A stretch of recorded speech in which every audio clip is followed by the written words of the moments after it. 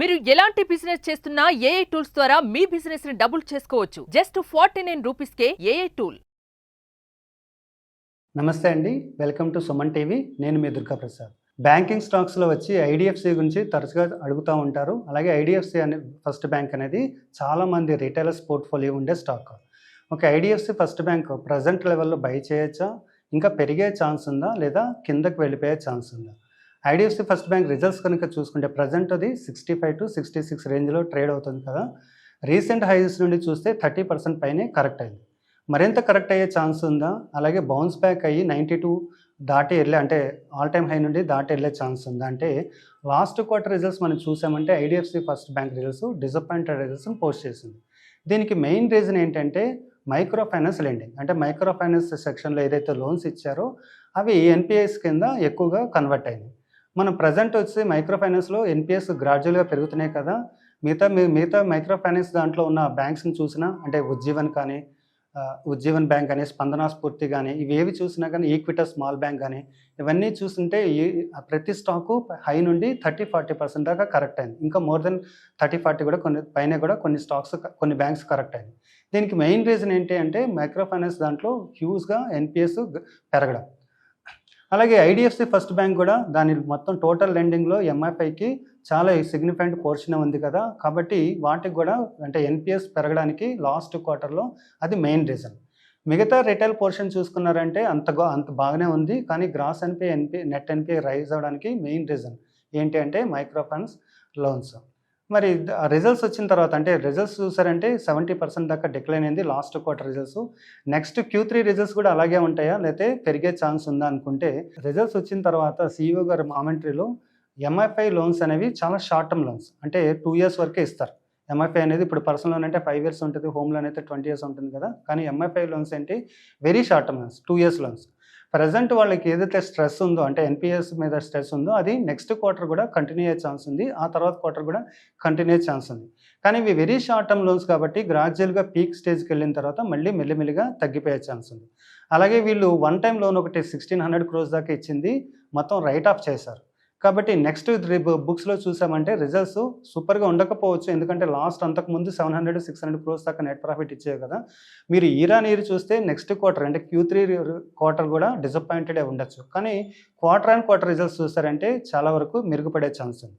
అంటే market already discount చేసుకుంది, ఏదైతే ఎంఎఫ్ఐ సెగ్మెంట్లో ఉన్న బ్యాడ్ లోన్స్ అనేవి ఉన్నాయి ప్రజెంట్, అలాగే కంటిన్యూ అవుతాయి ఓవర్ పీరియడ్ దాకా అని మార్కెట్ ఆల్రెడీ డిస్కౌంట్ చేసుకుంది. కాబట్టి next quarter results year disappointed results ఇచ్చినా పెద్దగా పట్టించుకోకపోవచ్చు.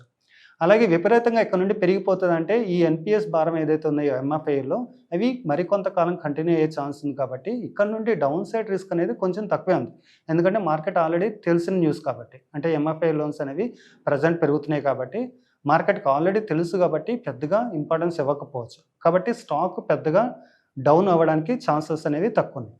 మరి పెరిగే ఛాన్స్ ఉందా, మళ్ళీ 30-40% రైజ్ అవ్వచ్చా, మళ్ళీ అగైన్ 90 లెవెల్స్కి వెళ్ళొచ్చా అంటే దానికి కూడా కొంత టైం పట్టే అవకాశం ఉంది.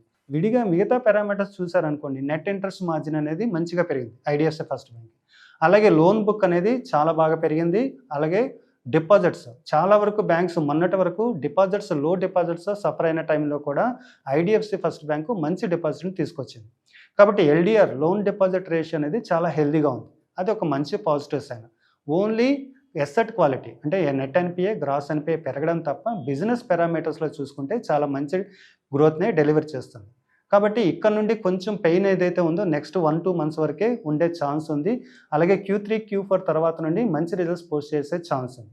అలాగే వైద్యనాథన్ గారు చాలా కాన్ఫిడెంట్గా ఉన్నారు, లాస్ట్ క్వార్టర్ రిజల్ట్స్ వచ్చిన తర్వాత నెక్స్ట్ ఓవర్కమ్ చేస్తాము, ఏదైతే పెయిన్ ఉందో ఎంఎఫ్ఐలోనూ గ్రాడ్యువల్గా తగ్గించుకుంటాము. అలాగే లోన్ బుక్ కూడా మరింత పెరిగే ఛాన్స్ ఉంటుంది అని చెప్పారు. ఎన్పిఎస్ రిటైల్ లోన్స్, అది ఎంఎఫ్ఐ తీసేస్తే మిగతా రిటైల్ లోన్స్లో ఎన్పిఎస్ చాలా వరకు తగ్గుతున్నాయి. కాబట్టి నెక్స్ట్ ఇక్కడ నుండి డౌన్ సైడ్ రిస్క్ అనేది చాలా తక్కువ ఉంది, అప్ సైడ్ అయితే 80 వరకు మనం ఈజీగా ఎక్స్పెక్ట్ చేయొచ్చు. అలాగే లోన్ బుక్ పెరుగుతుంది, అడ్వాన్స్ బుక్ పెరుగుతుంది. కాబట్టి నెట్ ఇంట్రెస్ట్ మార్జిన్ కూడా వాళ్ళు మెయింటైన్ చేయగలుగుతున్నారు. ఎన్ఐఎంహెచ్ వచ్చి చాలా బ్యాంక్స్ నెట్ ఇంట్రెస్ట్ మార్జిన్ తగ్గుతుంటే ఐడిఎఫ్సి నెట్ ఇంట్రెస్ట్ మార్జిన్ కూడా పెరుగుతుంది. అలాగే కొత్త బ్రాంచెస్ పెరుగుతున్నాయి కాబట్టి లోన్ బుక్ అనేది ఇంకా ఇంక్రీజ్ అవుతూనే ఉంటుంది. కాబట్టి మిగతా పారామీటర్స్ అన్నీ బాగున్నాయి కాబట్టి ఓన్లీ ఎంఎఫ్ఐ తప్ప, అది కూడా మార్కెట్కి ఆల్రెడీ తెలుసు కాబట్టి ప్రజెంట్ మొత్తం అన్ని నార్మల్ అయిపోతాయని మార్కెట్ కూడా ఎక్స్పెక్ట్ చేయట్లేదు. కాబట్టి next results year on year results disappointed ఉన్న మార్కెట్ Q1Q రిజల్ట్స్ చూస్తుంది. కాబట్టి ఈ పర్టికులర్ టైంలో స్టాక్ ఎక్కువ నుండి ఇంప్రూవ్ అయ్యే ఛాన్స్ ఉంది. అలాగే మరో స్టాక్స్ ఏంటంటే RVNL. దీని గురించి కూడా రెగ్యులర్గా అడుగుతూ ఉంటారు. ఎందుకంటే చాలామంది రిటైలర్స్ పోర్ట్ఫోలియోలో RVNL స్టాక్ వాళ్ళు హోల్డ్ చేస్తూ ఉంటారు. మొన్నటి వరకు RVNL చూస్తే వన్ సైడ్ పెరుగుతూ వెళ్ళిపోయింది. అక్కడ నుండి మళ్ళీ 550, 530 లెవెల్స్ నుండి ఇప్పుడు కింద పడుతుంది. అది లాస్ట్ ఆల్ టైమ్ హైని రీచ్ అవ్వలేకపోతుంది. లాస్ట్ 2 క్వార్టర్స్ చూసారంటే రిజల్ట్స్ ఆర్డర్ బుక్ అయితే పెరుగుతానుంది, 84,000 క్రోర్స్కి రీచ్ అయింది. కానీ నెట్ ప్రాఫిట్లో అది రిఫ్లెక్ట్ అవ్వట్లేదు. అంటే మరి నెక్స్ట్ నుండి పెరుగుతుందా, ఇక్కడ నుండి కిందకి వెళ్ళే ఛాన్స్ ఉందా, హోల్డ్ చేయొచ్చా, లేకపోతే వేరే వాటికి వేరే రైల్వే స్టాక్స్ షిఫ్ట్ అవ్వచ్చా అంటే ప్రజెంట్ 450, 460లో ట్రేడ్ అవుతుంది కదా. ఇక్కడ నుండి వన్ సైడ్ పెరిగిపోతుందని చెప్పలేం. కానీ ఇదేంటంటే హై ఫ్లక్చువేషన్స్ ఉండే స్టాక్. అలాగే కంటిన్యూస్గా ఆర్డర్స్ కూడా రెగ్యులర్గా వస్తూనే ఉన్నాయి. అంతకుముందు అంత ఫ్లో లేకపోయినా ఆర్డర్స్ ఇంక్రీజ్ అవుతున్నాయి. నెక్స్ట్ క్వార్టర్ కల్లా 1 lakh crores ఏదైతే ఆర్డర్ బుక్ ఉందో దాన్ని క్రాస్ చేసే అవకాశం ఉంది. మార్కెట్ కూడా సెంటిమెంట్గా చూస్తే ఎప్పుడైతే 1 lakh crores క్రాస్ అవుతుందో ఆ టైంలో మళ్ళీ స్టాక్ విపరీతంగా పెరిగే ఛాన్స్ ఉంది. మరి ఇక్కడ బై చేసేసుకోవచ్చా 460లో అంటే ఇది కొంచెం ఫ్లక్చువేషన్స్ ఎక్కువ ఉంటాయి. అంటే మార్కెట్తో పాటు హెవీగా పెరుగుతూ ఉంటుంది, మార్కెట్తో పాటు హెవీగా తగ్గుతూ ఉంటుంది. సెగ్మెంట్ ఇప్పుడు PSU అనేది ఒకప్పుడు ఏంటంటే చాలా డల్ సెక్టర్, కానీ ఇప్పుడు PSU అనేది చాలా యాక్టివ్ సెక్టర్ అయిపోయింది కదా. ఒకేసారి కొత్తగా ఎవరైనా ఎంటర్ అవుదాము ఈ స్టాక్లో ఎంటర్ అవ్వచ్చాలంటే 460 అనేది మరీ అట్రాక్టివ్ కాదు, అలాగే మరీ ఎక్స్పెన్సివ్ లెవెల్ కూడా కాదు. అంటే వాల్యుయేషన్స్ ప్రకారం చూస్తే ఎక్స్పెన్సివ్ లెవెల్, కానీ మార్కెట్ ఏంటి వాల్యుయేషన్స్ కంటే చూసేది నెక్స్ట్ ఫ్యూచర్ గ్రోత్ చూస్తుంది, ఆర్డర్స్ని తీసుకుంటుంది. అంటే చిన్న చిన్న ఆర్డర్స్ని తీసేసినా పెద్ద ఆర్డర్సే వస్తున్నాయి. కాబట్టి ఇక్కడ నుండి ఒకేసారి కొత్తగా ఎంటర్ అయ్యే వాళ్ళు 460 లెవెల్స్లో ఒకేసారి కొనడం కాకుండా 2-3 ట్రాన్సెస్లో అంటే 440, 420 దగ్గర ఒకటి, అంటే అంతకంటే కిందకు పడే ఛాన్సెస్ తక్కువ. ఒకవేళ మార్కెట్ గట్టిగా కరెక్ట్ అయితే బిలో 400 దొరికితే అక్కడ నుంచి యావరేజ్ చేస్తే ఒకేసారి కాకుండా ఇరుక్కుపోయే ఛాన్స్ తక్కువ ఉంటుంది. అలాగే ఒక బై చేసిన తర్వాత ఎంతవరకు ఉండొచ్చు అంటే last previous all time high ఉంది కదా, దాన్ని క్రాస్ చేసే అవకాశం ఉంది. అంటే కొత్త ఆర్డర్ బుక్ వచ్చినప్పుడల్లా మార్కెట్ పాజిటివ్గానే రియాక్ట్ అవుతుంది. నెక్స్ట్ క్వార్టర్ అంటే ఏదైతే ఆర్డర్స్ వస్తున్నాయో దాన్ని అంతకుముందు క్వార్టర్ రిజల్ట్స్లో చూస్తే రిఫ్లెక్ట్ అవ్వట్లేదు. రెవెన్యూస్ ఇంక్రీజ్ అవుతున్నా సరే ప్రాఫిట్లో రిఫ్లెక్ట్ అవ్వట్లేదు కదా. నెక్స్ట్ క్వార్టర్ నుండి ప్రాఫిట్స్ కూడా ఇంక్రీజ్ అయ్యే ఛాన్సెస్ ఉన్నాయి. ఇంకో స్టాక్ ఏంటంటే సౌత్ ఇండియా బ్యాంక్. ఇది చాలా చిన్న బ్యాంకు సౌత్ ఇండియా బ్యాంక్ అనేది, కానీ ప్రైవేట్ బ్యాంక్స్లో చూస్తే లోయెస్ట్ PEలో ట్రేడ్ అవుతుంది. అంటే 4.5, 4.3 లెవెల్ PEలో ట్రేడ్ అవుతుంది. మరి చాలా తక్కువ PEలో ట్రేడ్ అవుతుంది కాబట్టి ఏదైనా హెడ్విండ్స్ ఏమైనా ఉన్నాయా, లేకపోతే ఇంకేదైనా స్ట్రెస్డ్ లోన్స్ ఉన్నాయంటే ఏం లేదండి. బ్యాంకు చాలా మంచి రిజల్ట్స్ని పోస్ట్ చేసింది లాస్ట్ క్వార్టర్. అంతకుముందు Q1 రిజల్ట్స్ బాగున్నాయి, Q2 రిజల్ట్స్ కూడా బాగున్నాయి. అలాగే బ్యాంకు బ్రాంచెస్ని ఇంక్రీజ్ చేసుకుంటూ వెళ్తుంది కాబట్టి లోన్ బుక్ ఏదైతే ఉందో లోన్ బుక్ కూడా గ్రాడ్యువల్గా పెరుగుతుంది. కాబట్టి లోన్ బుక్ అనేది ఇంకొంచెం పెరిగే ఛాన్స్ ఉంది. NPS కూడా కంట్రోల్లో NPSలోనే ఉన్నాయి. కాబట్టి ఇక్కడ నుండి చూస్తే సౌత్ ఇండియా బ్యాంక్ ఏమైనా చాలా డౌన్ సైడ్ రిస్క్ ఉందా అంటే డౌన్ సైడ్ రిస్క్ అనేది చాలా తక్కువ ఉంది. 28-29 రూపీస్ ఉన్నప్పుడు లాస్ట్ క్వార్టర్ రిజల్ట్స్ వచ్చినాయి, అక్కడ నుండి కొంచెం పెరిగింది. అంటే రిజల్ట్స్ బాగుంటేనే కదా పెరుగుతాయి. అక్కడ నుండి మార్కెట్ కరెక్షన్తో పాటు కొంచెం హై బీటా స్టాక్ కాబట్టి కొంచెం స్పీడ్గా పడింది, 23 లెవెల్స్ దాకా పడింది. అక్కడ నుండి ప్రజెంట్ 25-26 లెవెల్లో ట్రేడ్ అవుతుంది.